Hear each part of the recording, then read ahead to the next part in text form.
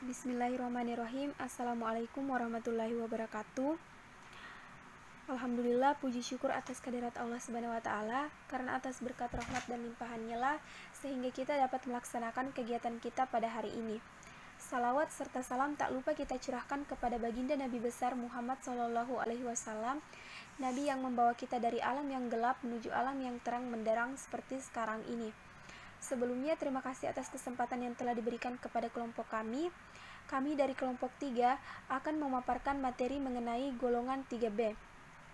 Materi pertama akan dibawakan oleh saya sendiri atas nama Besti Fitriani. Materi kedua akan dibawakan oleh rekan saya atas nama Siti Safira. Materi ketiga akan dibawakan oleh rekan saya atas nama Priscilia Alexandra Molenski Lino. Dan materi keempat akan dibawakan oleh rekan saya atas nama Afdali Fayanti. Dan materi terakhir akan dibawakan oleh rekan saya atas nama Suhardi. Baiklah, untuk mengefisienkan waktu, langsung saja kita beralih kepada materi pertama.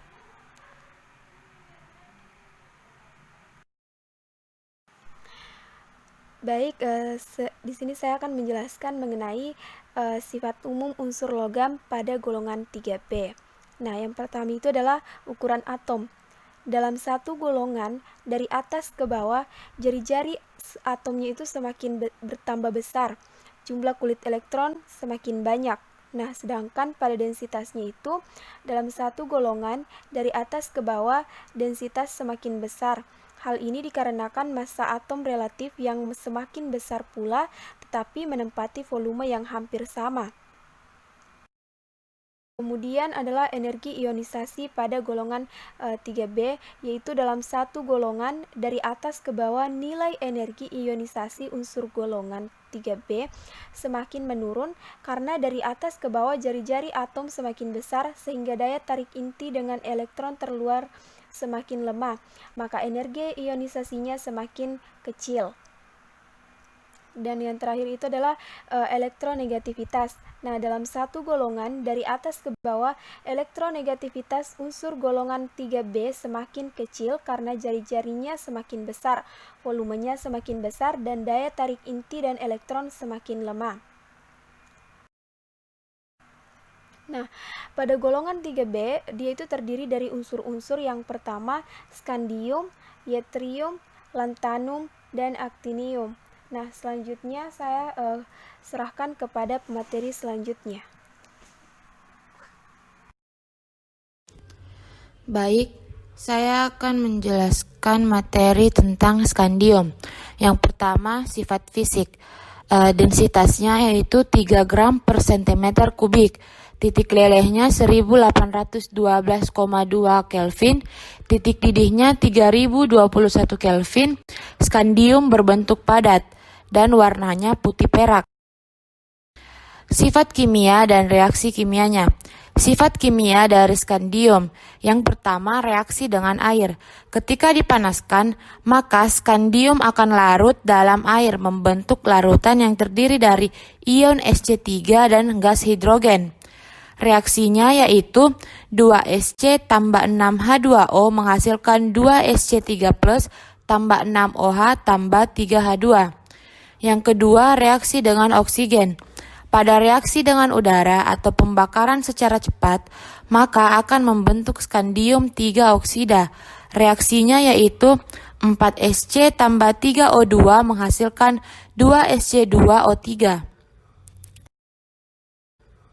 Yang ketiga, reaksi dengan halogen.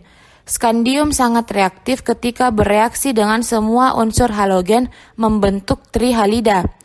Reaksinya yaitu 2Sc tambah 3F menghasilkan 2SCF.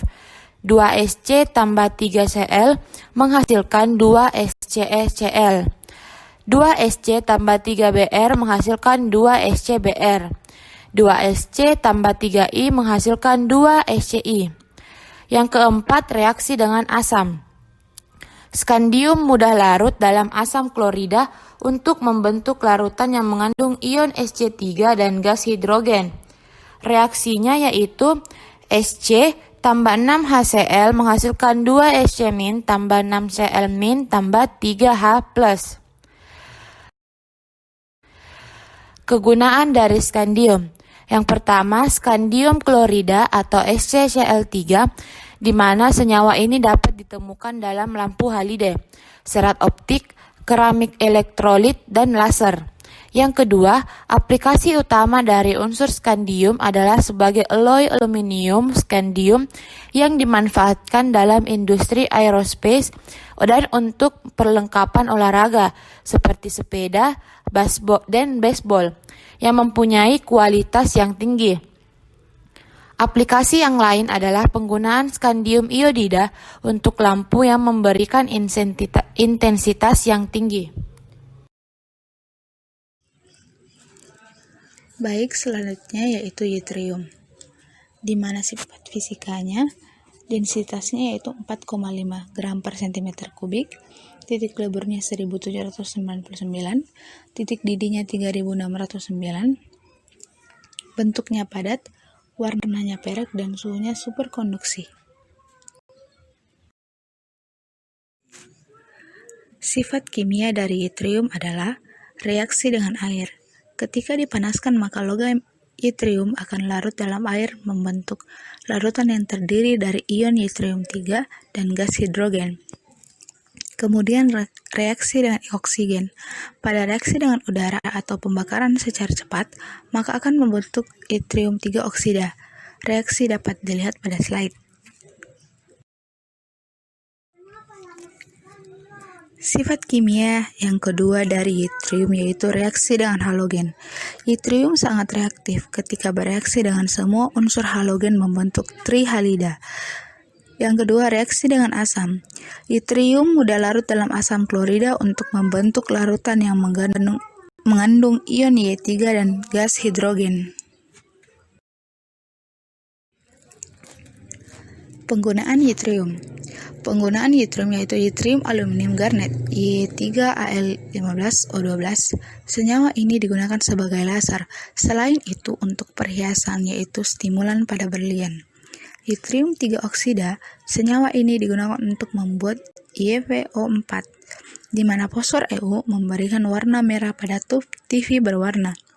Yttrium oksida juga digunakan untuk membuat yttrium iron garnet yang dimanfaatkan pada microwave supaya efektif. Selain itu, yttrium juga digunakan untuk meningkatkan kekuatan pada logam aluminium dan alloy magnesium, di mana penambahan yttrium pada besi membuatnya mempunyai efektivitas dalam bekerja.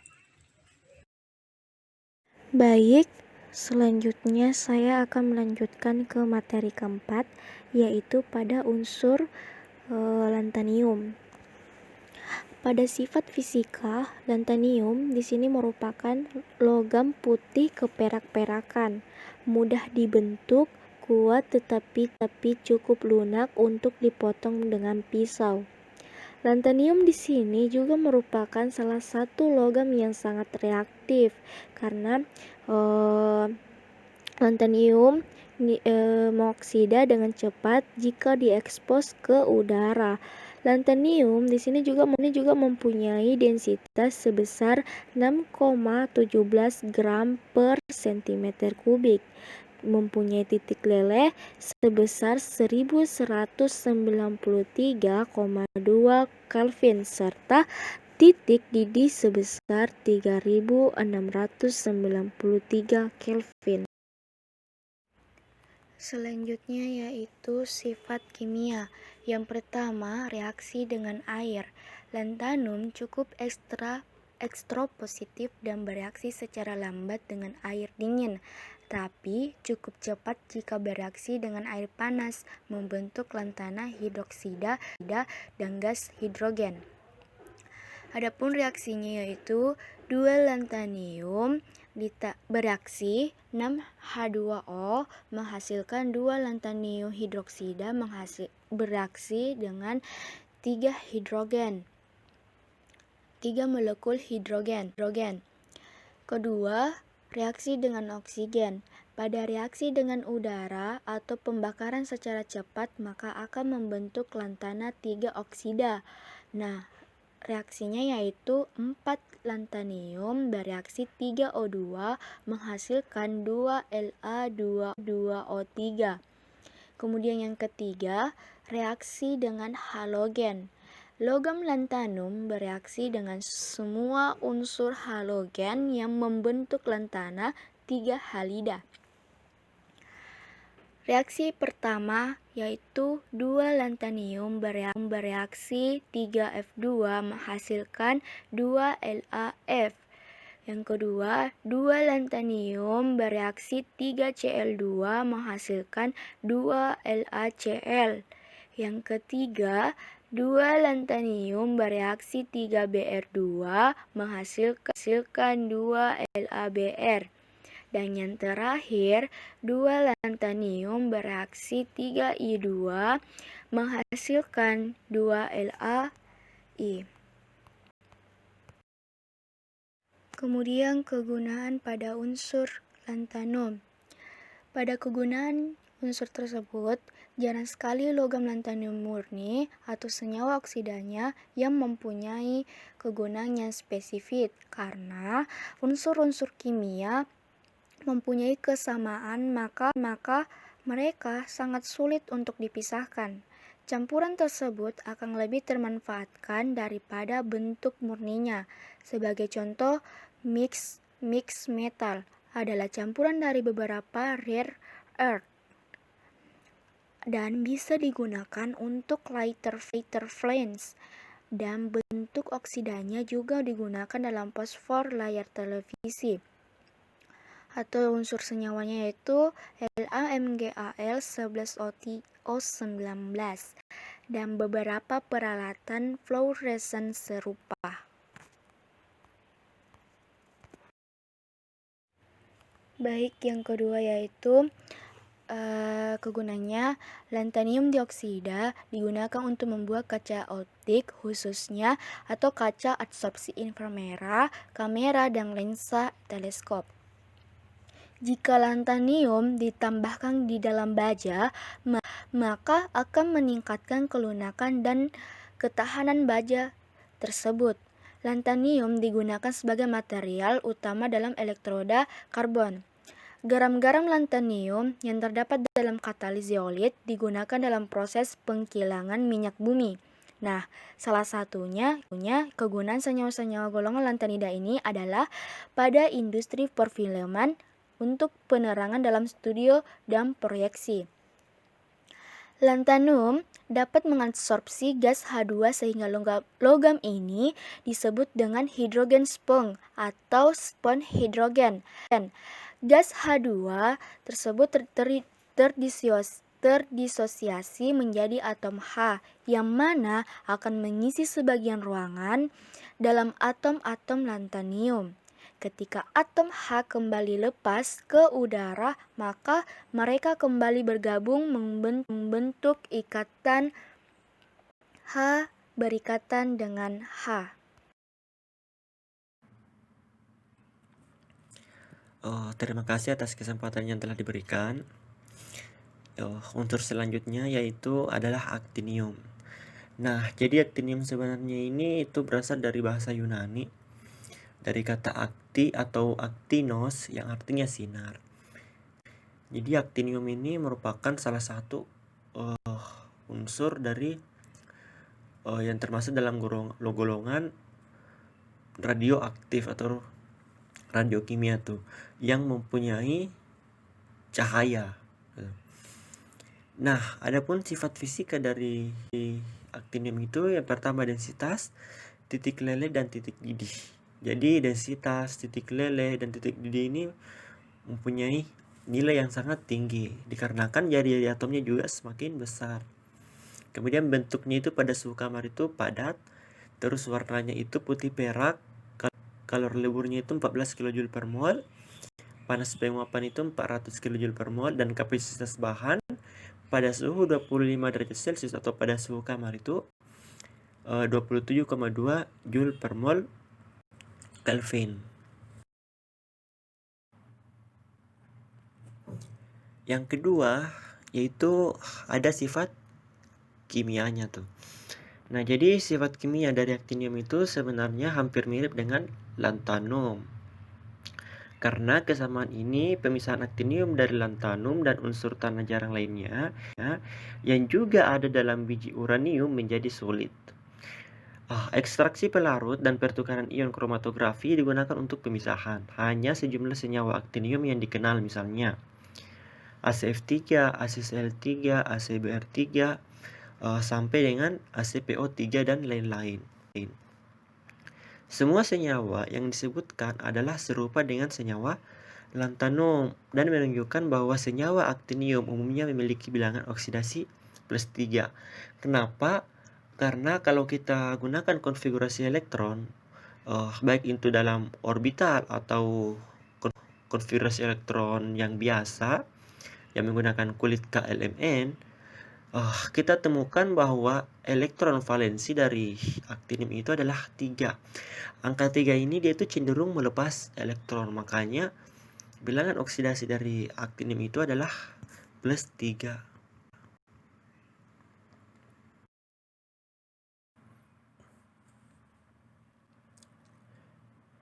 Nah, adapun reaksinya, jadi kalau aktinium itu bereaksi dengan hidrida, maka akan menghasilkan HCH2. Kenapa?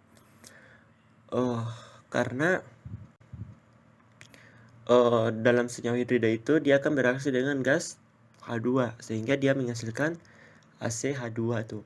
Kalau misalkan dia bereaksi dengan halogen, nah maka akan menghasilkan suatu produk ACCl3 misalnya tuh.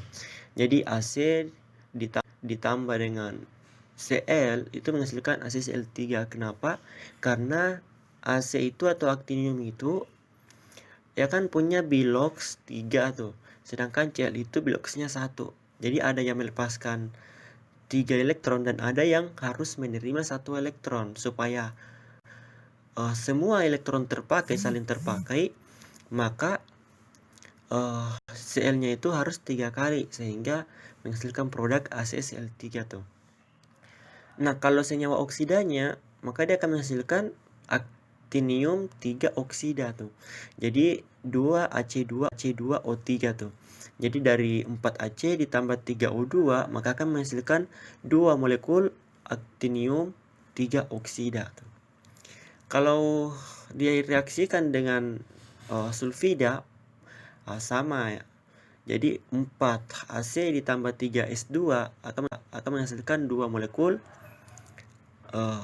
aktinium 3 sulfida. Nah, kalau kita cari ion kompleksnya atau senyawa kompleks dari aktinium, maka akan kita dapat itu ion heksacyanoaktinium 3. Kenapa? Karena memang biloxnya aktinium itu adalah 3 tuh. Nah, terus yang kita masuk ke kegunaan. Jadi kegunaannya itu yang pertama itu sifat keradioaktifan dari aktinium itu 150 kali lebih besar dari radium. Sehingga memungkinkan untuk menggunakan Ac sebagai sumber neutron. Sebaliknya, aktinium jarang digunakan dalam bidang industri. Ac225 digunakan dalam pengobatan, yaitu digunakan dalam suatu generator untuk memproduksi Bi213 tuh. AC225 juga dapat digunakan sebagai argumen untuk penyembuhan secara radioimunoterapi tuh. Oke, terima kasih, inilah materi yang sempat saya sampaikan.